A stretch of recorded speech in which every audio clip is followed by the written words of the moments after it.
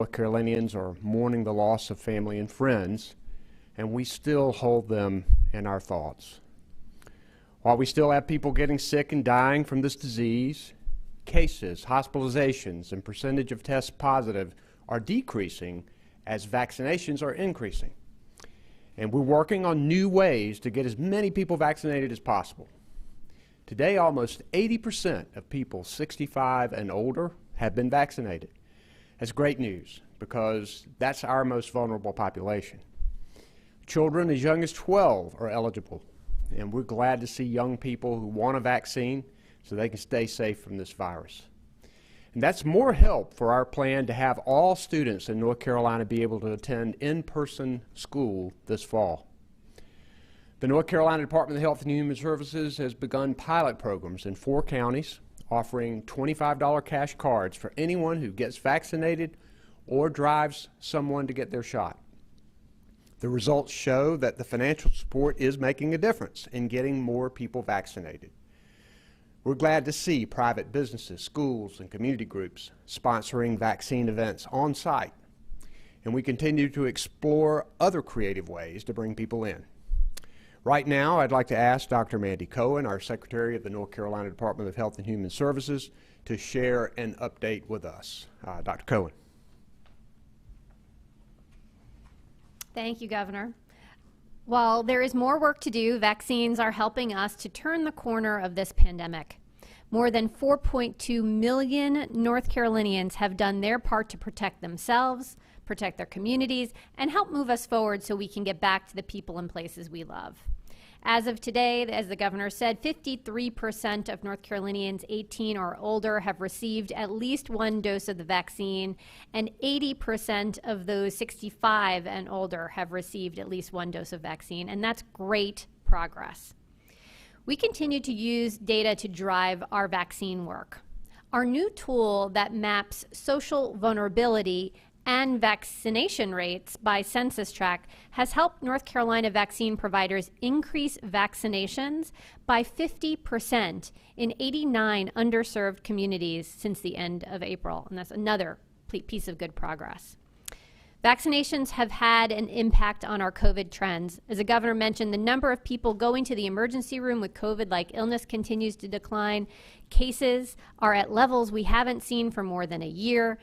The percent of tests that are positive has been under 5% for more than 3 weeks, and hospitalizations have decreased dramatically over the past month. In addition to protecting yourself from COVID-19 and virus-related hospitalizations and death, getting vaccinated means being able to do all the things that you did before the pandemic. If you're unvaccinated, remember that you still need to wear a mask in public indoor settings and public outdoor settings when you can't maintain physical distance. If you haven't been vaccinated, you also need to quarantine if you are exposed to someone with COVID-19, and you need to participate in testing and screening programs. To make it as easy as possible for people to get their vaccine, as the governor mentioned, we are offering $25 summer cash cards at select vaccine sites to offset the time and transportation costs of getting vaccinated. Through June the 8th, summer cash cards are available in a pilot program locations in Mecklenburg, Guilford, Rowan, and Rockingham counties. Anyone 18 and older who gets their first dose of a COVID-19 vaccine or drives someone to their vaccination at one of these participating locations can receive a $25 cash card while supplies last. In the first week of the pilot program, we distributed almost 1,000 cards to vaccine recipients and more than 375 cards to drivers. Surveys are showing that the financial support is making a difference. More than 40% of people said having someone to drive them was a very important reason that they got vaccinated at one of these summer cash card events. And almost a quarter of the people surveyed said that the summer cash card was a very important motivation for getting vaccinated that day. The Summer Cash Card pilot is part of our Bringing Summer Back, Get Out the Vaccine campaign, with more than 275 organizations, agencies, and businesses signing on to promote COVID-19 vaccinations in their community. We have a strong supply of COVID-19 vaccines in North Carolina, and it's free to everyone. For those who still have questions, please take the time to learn about COVID-19 vaccines and why they are safe, effective shots, and are your best shot at getting back in control of your life and back to the people and places you love. Visit yourspot.yourshot.nc.gov for answers. And remember, vax up or mask up. Thank you, Governor.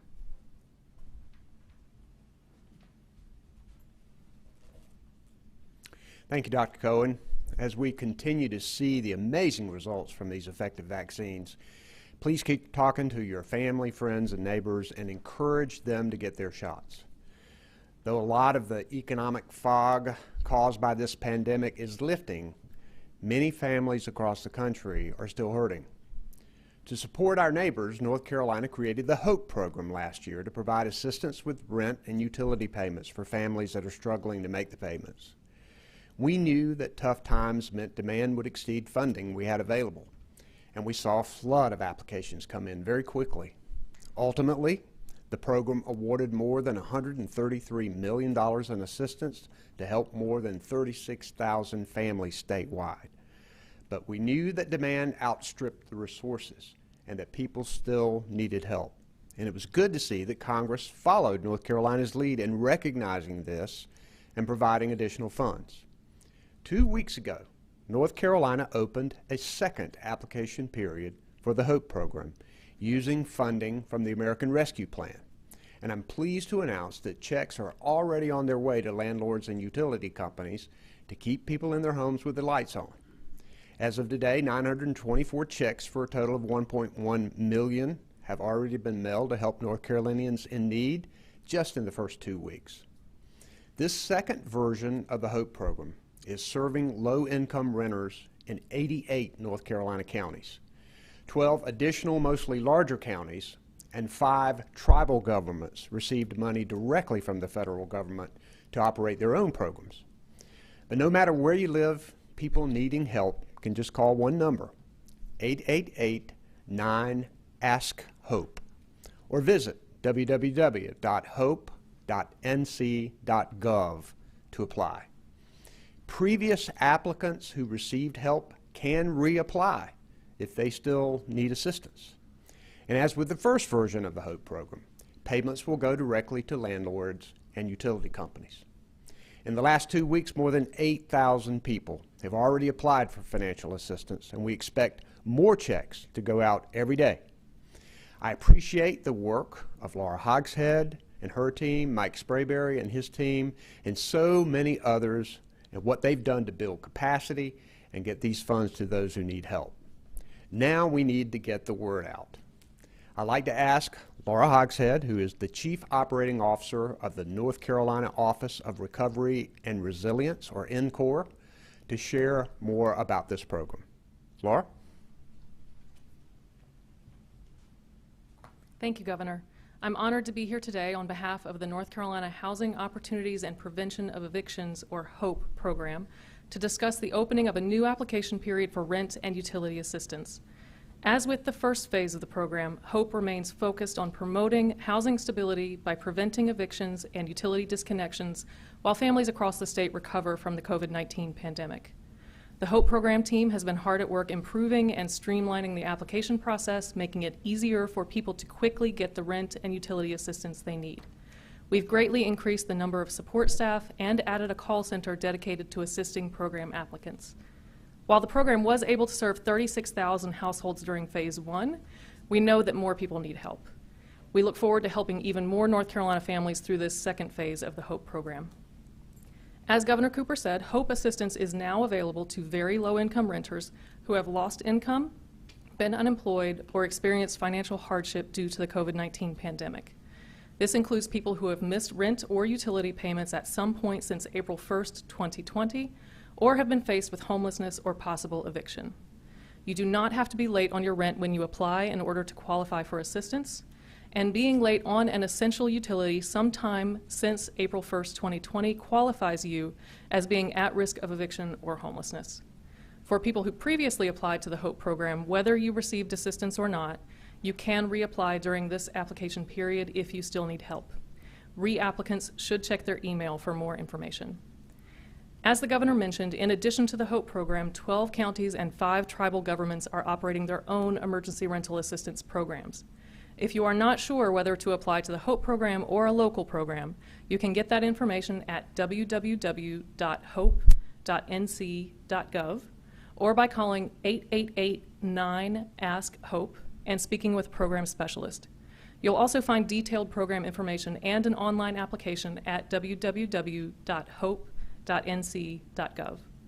On behalf of all the staff working behind the scenes on the HOPE program, we look forward to serving and supporting the people of North Carolina through this important program. Thank you, sir.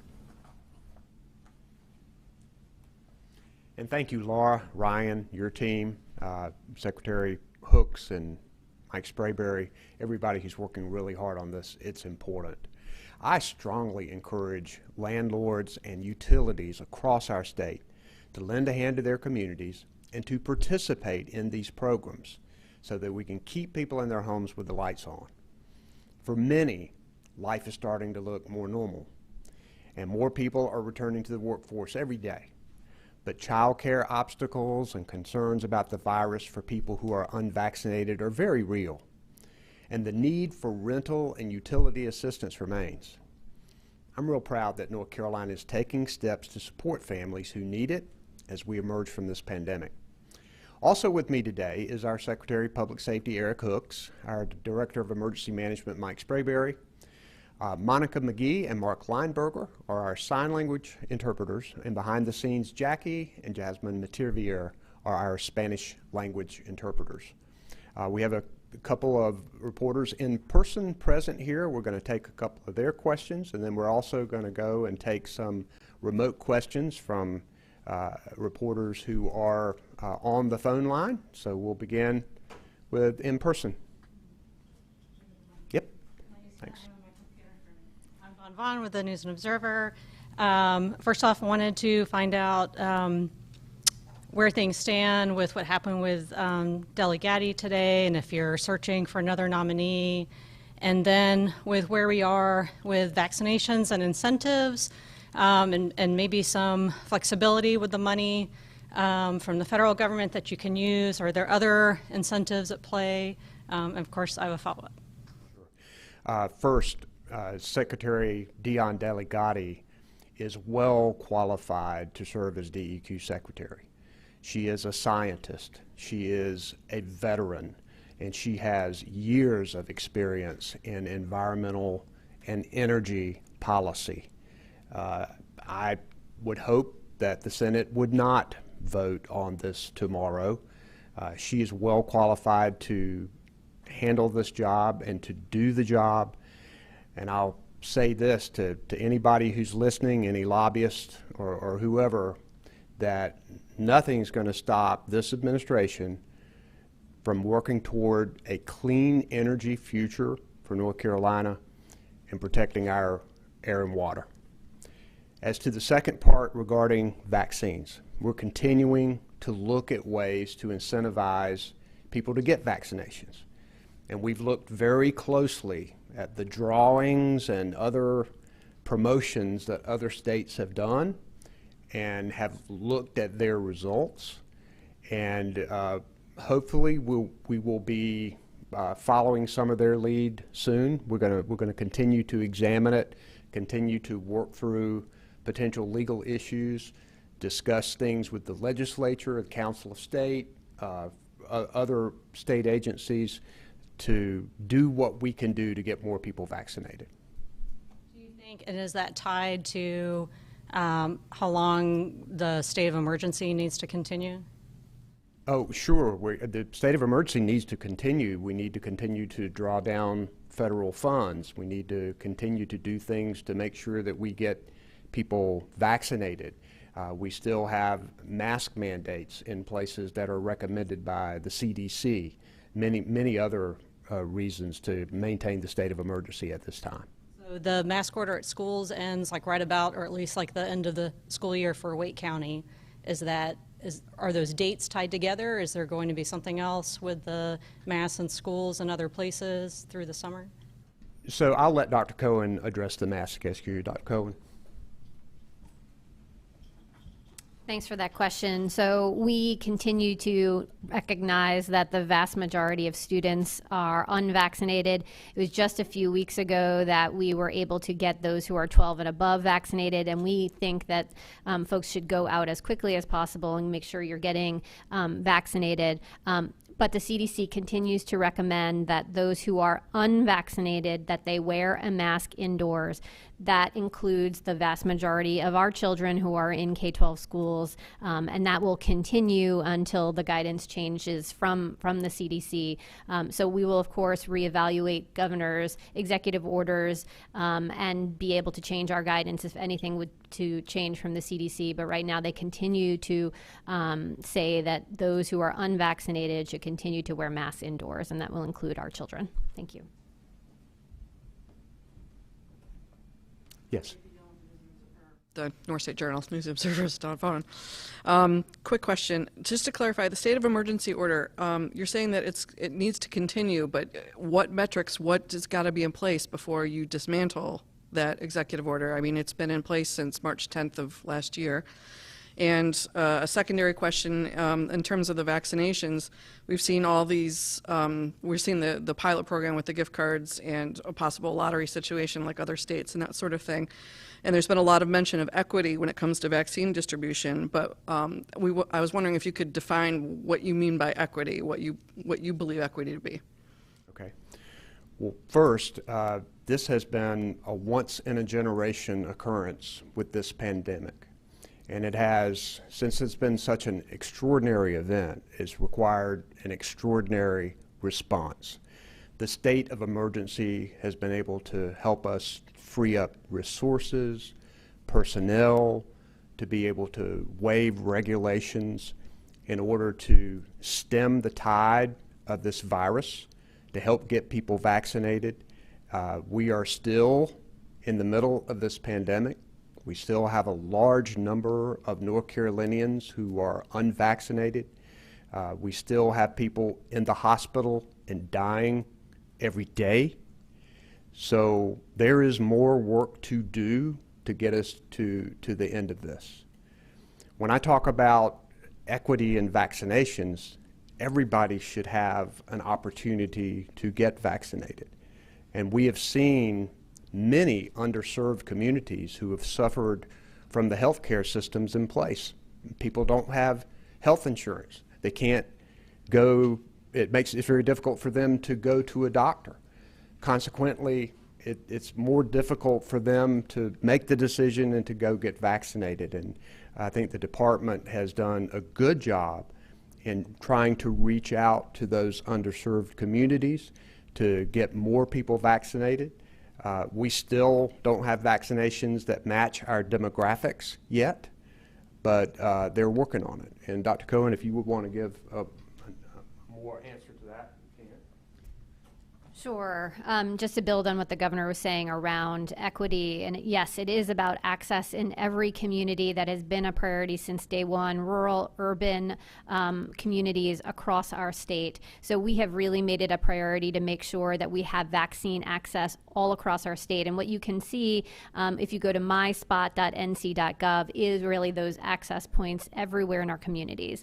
But I would also say that we've spent a particular emphasis on making sure our underserved communities, historically marginalized communities, our African American communities, our Hispanic Latinx communities, our American Indian communities, particularly are getting access to this vaccine, because we have known that this, unfortunately, COVID-19 has had a disproportionate impact on those communities.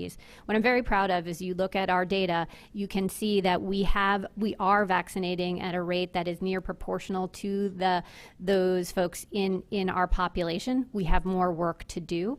I'd still like to make sure that we are reaching even more folks in our underserved communities. It's exactly why we are doing things like improving access points, like doing the summer cash card, because we know that folks, that it is challenging to take time off from work and to go get these vaccines. We want to make it as convenient and easy as possible, but I'm really proud that the data that we have collected is driving our work in an equitable way. Thanks. One more quick follow-up just about schools. This might be Secretary Cohen's wheelhouse.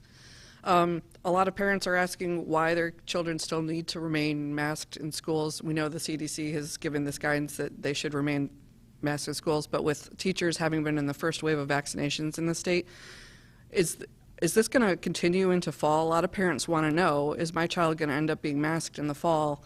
And I think that they deserve an answer for that. Thank you for taking the time. Sure. As I said to the other question, so we continue to know that everyone under the age of 12 is not eligible for vaccination right now. The CDC continues to recommend that everyone who is not vaccinated to continue to wear masks. So that means the vast majority of children are unvaccinated. And again, we can continue to recommend wearing masks in those situations. I think we will need to see as the summer moves along.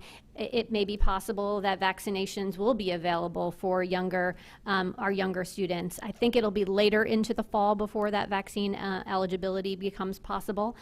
We also may learn more, and we've always said we will incorporate new information. If there are any new guidance that comes from the CDC, you see that we act on that very quickly here at the state level.